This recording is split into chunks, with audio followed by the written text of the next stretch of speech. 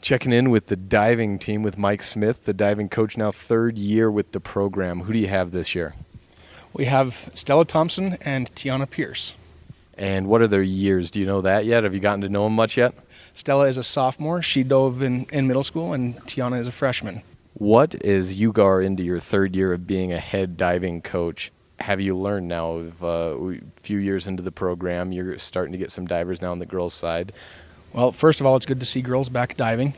It's good to have talent back like Stella. She did a very good job in middle school. If memory serves, she broke a few records in middle school. And we're happy to see some new girls coming in like Tiana. I think that as far as learning from past years, what we're going to be doing is perhaps focusing on each girl's talents and working from there rather than trying to build them up all at once.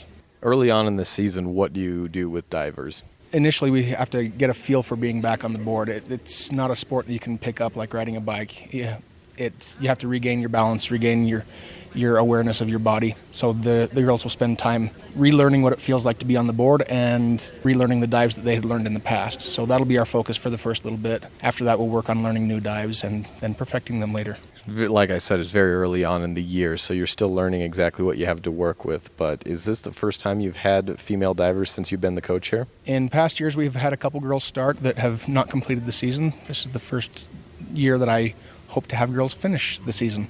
Where do you think, judging off of middle school or prior, that you can get these girls to a point by the end of the year? I fully expect to have girls qualifying for state. What they can do at state is fully up to them. What's your practice schedule like? I know with the swimmers and specifically, they're very early on in the morning and then later on after school, and that goes throughout the year. How do you break up the workouts with your divers?